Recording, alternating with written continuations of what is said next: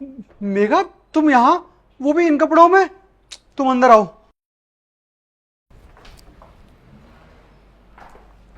अरे नवनीत, तुम भूल गए क्या?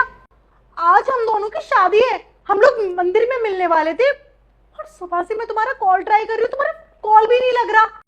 मेघा, तुमसे ना कुछ जरूरी बात करनी है मुझे। हम लोग बाद में आराम से बात कर लेंगे, फिलहाल तुम चलो, पंडित जी इंतजार कर रहे हैं मंदिर में।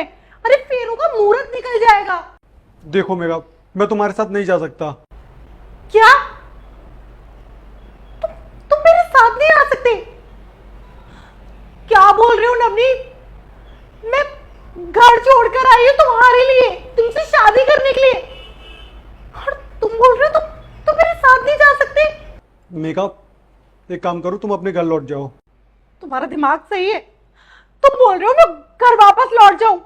अरे तुम्हारे लिए मैं सबको छोड़ के आई हूँ, अपनी माँ को रोते हुए छोड़ के आई हूँ। जब उनको ये पता चलेगा कि उनकी लड़की घर छोड़कर भाग गई है, उनके ऊपर क्या बीत रही होगी। और तुम मुझसे बोल रहे हो मैं उस घर में दोबारा लौट जाऊं? अगर कुछ गलत फहमी हुई है तो बताओ ना मुझे, हम बैठकर बात करते हैं। देखो मेघा, अभी के लिए मैं तुम्हें कुछ भी नहीं समझा सकता। तुम ना फिलहाल के लिए प्लीज अपने घर चले जाओ। नवनीत, कौन है? ये ये ये कौन है?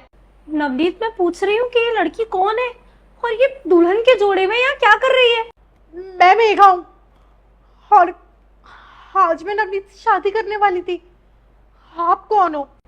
मैं इनकी पत्नी हूँ और माँ बनने वाली हूँ। क्या? ये सच है मेघा। नवनीत, एक सवाल पूछना था तुमसे। मैं क्या थी तुम्हारे लिए? एक जरूरत या वक्त गुजारना या सिर्फ एक मजाक? क्या तुम मेरे बारे में नहीं जानती थी? मैं तुम्हारे बारे में कुछ भी नहीं जानती थी। मैं सिर्फ इस इंसान से प्यार करती थी। मैं जा रही हूं नवनीत, और आज के बाद तुम्हारी शक्ल कभी दोबारा नहीं देखना चाहती। और तुम दोनों के लिए सिर्फ और सिर्फ मेरे पास बद्दुआ ही बची है। मेघा, रुक जाओ। जो तुम देख रहे हो वो पूरा सच नहीं है। तुम बताओ ना नवनीत, फिर और क्या बाकी है कहने को? सब तो कह दिया तुमने। तुम्हारे बच्चे की माँ मेरी आंखों के सामने खड़ी है और तुम कहते हो कि ये सच नहीं है। दिव्या मेरी पत्नी नहीं है, मेरी जिंदगी की एक जिम्मेदारी है। ये मेरी दोस्त की पत्नी है।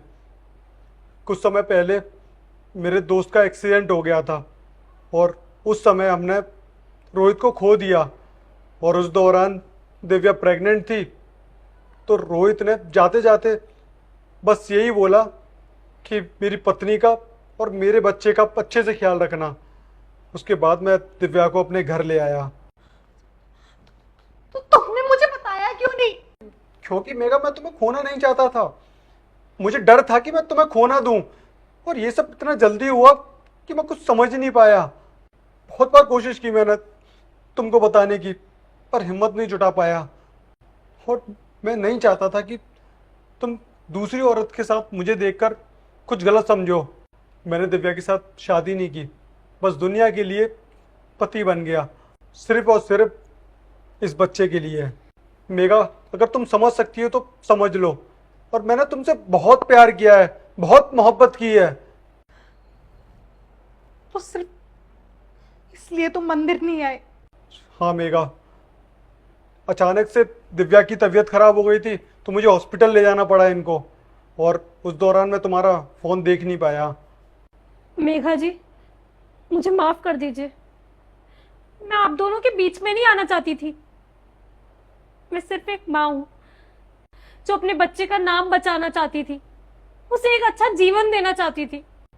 मुझे लगा था कि तुमने मुझे धोखा दिया, लेकिन तुमने दूसरों के लिए खुद के दिल को मार दिया। पर नवनीत, अब हम लोग एक दूसरे के साथ तो नहीं रह सकते, और ना हमारा रिश्ता वैसा हो सकता है जैसा आज तक चलता आ रहा था। पर मुझे तुम पर गर्व है। मैं समझ सकता हूँ मेघा, पर याद रखना, तुम मेरे लिए सिर्फ मोहब्बत नहीं हो, मेरे लिए एक मिसाल हो। और तुम सिर्फ मेरे लिए एक दर्द नहीं, एक सीख हो। तुम दोनों अपना ध्यान रखो।